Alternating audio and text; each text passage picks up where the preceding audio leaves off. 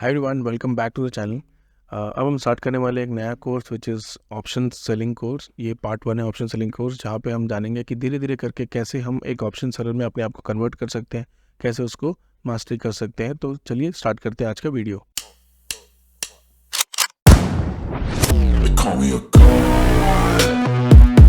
Before we start the video, option selling एक risky profession है। अगर आप एक ऑप्शन सेलर हो या फिर आप मार्केट में हो बहुत दिन से, तो आपको पता होगा कि ऑप्शन सेलिंग में रिस्क जो है वो अनलिमिटेड होता है, जबकि ऑप्शन बाइंग में एक लिमिटेड रिस्क होता है। But the thing is, option selling में जो प्रोबेबिलिटी है, जो विनिंग रेट है, वो अराउंड 70 to 80% होती है in comparison with option buyers.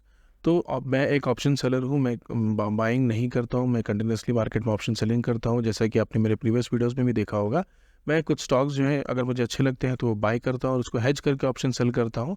अगर कुछ स्टॉक्स अच्छे नहीं है तो मैं कैश में ही ऑप्शन सेलिंग करता हूँ। लेकिन यहाँ पे आपको एक चीज़ कॉशियस रहनी होगी कि आप अपना पूरा कैपिटल यहाँ पे इन्फ्यूज़ ना करें। अगर आप किसी पर्टिकुलर स्टॉक में इन्वेस्टेड है तो ज़रूरी नहीं कि आप उसको हेज करें। इस सीरीज़ में हम यही बात करने वाले हैं कि किस तरह से आप धीरे धीरे करके अपना रिस्क जो है वो कम कर सकते हैं और एक प्रॉफिटेबल ऑप्शन सेलर बन सकते हैं। तो चलिए बात करते हैं फर्स्ट पॉइंट की। तो आज का जो पॉइंट है वो है कि चूज़ योर इंस्ट्रूमेंट। आपको अपना इंस्ट्रूमेंट चूज़ करना होगा कि कौन से इंस्ट्रूमेंट में आप ट्रेड करने वाले हो। आप निफ्टी में ट्रेड करने वाले हो, आप बैंक निफ्टी में ट्रेड करने वाले हो, आप फिर निफ्टी में ट्रेड करने वाले हो, आप सेंसेक्स में ट्रेड करने वाले, या फिर एक पर्टिकुलर स्टॉक में आप ट्रेड करने वाले हो। तो आपको देखना होगा कुछ पॉइंट्स ये डिसीजन लेने के पहले। सबसे पहले बात करनी होगी वॉलेटिलिटी की। तो कितना वॉलेटाइल है आपका particular instrument. So for example अगर बात करें, अगर आप बैंक निफ्टी को लेकर, तो बैंक निफ्टी बहुत वॉलेटाइल होता है in comparison with Nifty. Nifty में वॉलेटिलिटी कम होती है, बैंक निफ्टी वॉलेटिलिटी बहुत ज़्यादा होती है। उसके बहुत सारे फैक्टर्स है क्यों ऐसा होता है, but end of the day जो वॉलेटिलिटी है वो ज़्यादा है बैंक निफ्टी में। तो अगर आप पर्टिकुलर एक स्टॉक ऑप्शन को खरीदें या फिर सेल करें, तो जो फ्लक्चुएशंस है उसके प्राइस में वो बहुत ज़्यादा होता है in comparison to Nifty, because Nifty थोड़ा स्लो मूविंग है और बैंक निफ्टी फास्ट मूविंग है। तो वॉलेटिलिटी इज़ वेरी इंपॉर्टेंट। और अगर आप पर्टिकुलर किसी स्टॉक में ऑप्शन सेलिंग करने की प्लान कर रहे हो या फिर आप करंटली करते हो, तो स्टॉक में तो वॉलेटिलिटी बहुत ज़्यादा होती है। हो सकता है किसी दिन स्टॉक एक हफ्ते या एक महीने मूव ही ना करे, पर्टिकुलर प्राइस पे बैठे रहे, और अगले महीने ही कुछ 30 to 40 इवन 100% भी मूव कर जाते हैं stock. So I would suggest आप एक पर्टिकुलर इंडेक्स को ही लें। टू बी प्रिसाइज, आप ट्राई करें कि आप एक पर्टिकुलर इंडेक्स पे ही ट्रेड करें, निफ्टी और बैंक निफ्टी के बीच में ही किसी को ट्रेड करें।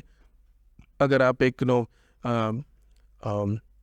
ट्रेडर हैं जो बहुत दिन से मार्केट में है, हो सकता है अगर आप 2-3 साल से ज़्यादा मार्केट में ट्रेड कर रहे हैं कंटिन्यूसली, तब आप बैंक निफ्टी को चूज़ करें।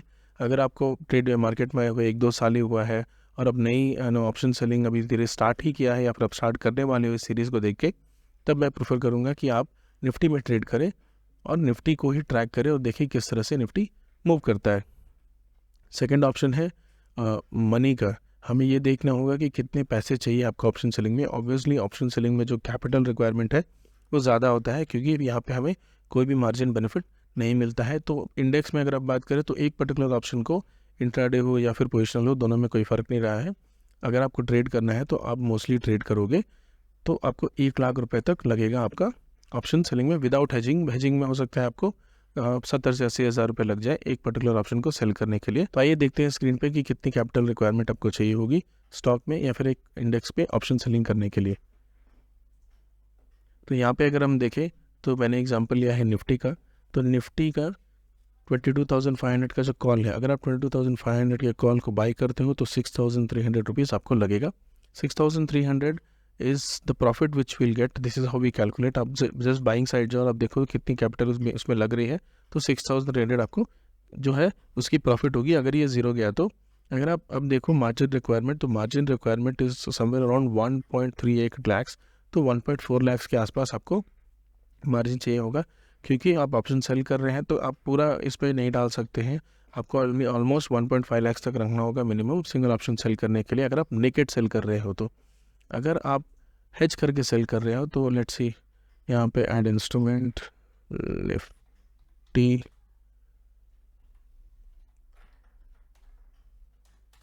22,500 का कॉल हम एक क्वांटिटी सेल करेंगे, तो हम देखोगे margin requirement is around 1.38 lakhs.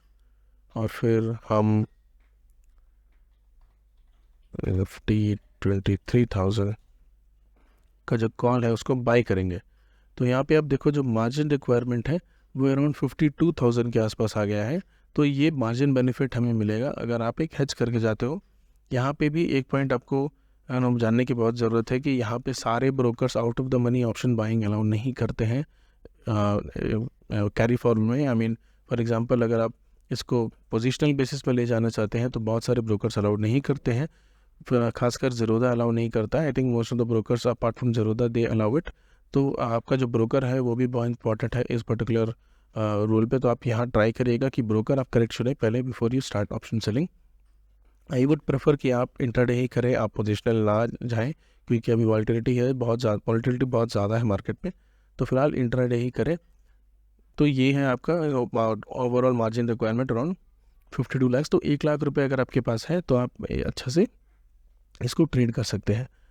And then so now the third option. जो थर्ड ऑप्शन जो है जो आपको ध्यान में रखना होगा वो है आप की ability to track that particular instrument. So for example आप क्या कर सकते हो, अगर लेट्स से आप एक निफ्टी पे ट्रेड करने वाले हो तो आप क्या करो, निफ्टी का इन द मनी कॉल या फिर जो एट द मनी कॉल आप खरीद लो। एक एट द मनी कॉल कर दो, जो भी है पुट या पुट या कॉल, जो भी आपको लगता है कि पर्टिकुलर आगे मूव होने वाले। जैसे फॉर एग्जांपल अगर आपको लग रहा है कि मार्केट में यहाँ से नीचे गिरने वाला है तो आप एक कॉल खरीद लो, अगर पुट खरीद लो। अगर आपको लगता है कि मार्केट यहाँ से ऊपर जाने वाला है तो आप कॉल खरीद लो, लेकिन सिर्फ एक ही क्वांटिटी लेना।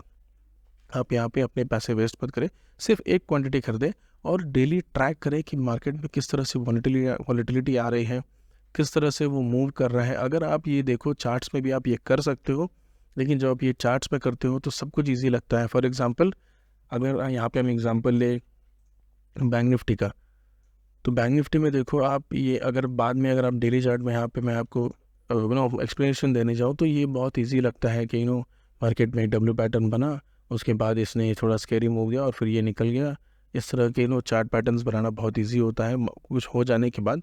लेकिन करंटली जब ये पर्टिकुलर ट्रेड होता रहता है, जब लाइव मार्केट में ट्रेड होती रहती है, then it is very difficult to track it. जो इमोशंस है वो प्ले आउट होने लगते हैं, जो मूव्स है वो हमें क्लियरली दिखता नहीं है। तो यहाँ पे आप ट्राई कर सकते हो एक पर्टिकुलर ऑप्शन बाई करने का। आप निफ्टी को बाई कर सकते हो या फिर बैंक निफ्टी को बाई कर सकते हो या फिर एक स्टॉक को ही बाई कर सकते हो। आई वुड से निफ्टी को आप बाई करो। Nifty is a little less volatile. अगर आप यहाँ पे भी देखो, फॉर एग्जांपल अगर हम यहाँ पे 5 मिनट्स के चार्ट में देखें, so this was around Wednesday को बैंक निफ्टी की एक्सपायरी है। तो यहाँ पे देखो बैंक निफ्टी यहाँ नीचे खुला और उसके बाद धीरे धीरे करके कैसे एक सिंगल कैंडल में ये बहुत बड़े बड़े मूव्स देता है। ये स्टार्ट हुआ अराउंड, इसका जो लो है which is around 47,000, low is 47,584 और उसका जो हाई है वो 47,900 के आसपास है। तो ये जो मूव है, इतने बड़े बड़े मूव्स हमें बैंक निफ्टी में देखने को मिलते हैं। Let me see how much the price has moved, it is somewhere around 0.7%। तो ऑलमोस्ट 1% के आसपास, 0.7% के आसपास बैंक निफ्टी सिंगल कैंडल में मूव कर देता है।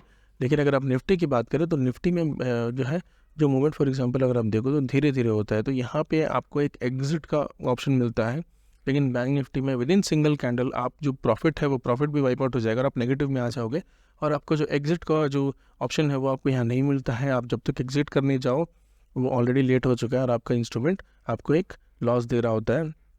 तो ट्राई करें बैंक निफ्टी में ही ट्रेड करें, तो क्योंकि ये जो वॉलेटिलिटी है ये बहुत ज़्यादा है बैंक निफ्टी में। एक सिंगल कैंडल में आपको 300-400 point easily bank Nifty move करता है। तो निफ्टी में फ़िलहाल आप स्टार्ट करें, बाद में आप धीरे धीरे करके बैंक निफ्टी में मूव कर सकते हो, क्योंकि यहाँ पे आप देखो तो जो कैंडल्स है वो अराउंड 20-30 पॉइंट्स के कैंडल्स बनते हैं। बहुत बड़े बड़े कैंडल्स निफ्टी में फ़िलहाल नहीं बन रहे हैं, तो Nifty is the preferred one. तो ये आप धीरे धीरे करके ट्राई कर सकते हो। एट द मनी एक कॉल या पुट बाई करो, आपको जो भी लगता है बैंक निफ्टी अगर आने वाले दिन में फ्यूचर में ऊपर की तरफ जाएगा या फिर नीचे की तरफ जाएगा, जो भी आपका प्रेडिक्शन है उस हिसाब से आप बाई करो और उसको होल्ड करके रखो। आप देखोगे कि किस तरह प्राइस मूव करता है, किस तरह वॉलेटिलिटी, आप किस तरह आपके इमोशंस रहते हैं, तो ये सब आपको पता चलेगा। So that is all for the video today. Make sure you practice trying option selling. अगर आपको लगता है कि आप ऑप्शन सेलिंग से ही प्रैक्टिस करना चाहते हो तो ऑप्स्टा में एक अकाउंट खोले, ऑप्स्टा में एक विदाउट जो फ्री अकाउंट है वो खोले और एक पोजीशन जो है डमी वहाँ पे पेपर ट्रेडिंग के लिए बना के रखे और वहाँ पे आप सेल करें। तो धीरे धीरे करके आपको पता चलेगा कि ऑप्शन किस तरह मूव करता है और कितनी वॉलेटाइल आप जो इंस्ट्रूमेंट चूज़ करने वाले वो है कि नहीं। क्या आप इस इंस्ट्रूमेंट में ट्रेड करना चाहोगे, नहीं करना चाहोगे, दोनों ही केसेस आपको पता लगेंगे। So that is all for the video guys. Next part में हम ये डिस्कस करेंगे कि कौन से इंस्ट्रूमेंट हमने चूज़ किया वो तो ठीक है, लेकिन कैसे हम एंट्री एग्जिट कर सकते हैं, कैसे हम आगे जाके इस पर्टिकुलर इंस्ट्रूमेंट को समझ सकते हैं, कैसे हम धीरे धीरे एनालाइज कर सकते हैं, कौन कौन से डेटा पॉइंट्स आपको देखने होंगे बिफोर ऑप्शन सेल, आप कैसे श्योर हो सकते हो कि कौन सा ऑप्शन स्ट्राइक आपको यूज़ करना है, किस दिन आपको इन द मनी जाना है और किस दिन आपको आउट द मनी ट्रेड करना है, क्या एक्सपायरी में ही ट्रेड करना चाहिए या फिर थ्रू आउट द वीक आपको ट्रेड करना चाहिए। ये सारे पॉइंट्स हम धीरे धीरे करके इस सीरीज़ में डिस्कस करेंगे। So thanks for watching the video. अगर आपको ये वीडियो अच्छा लगता है तो please do subscribe to the channel. Thank you.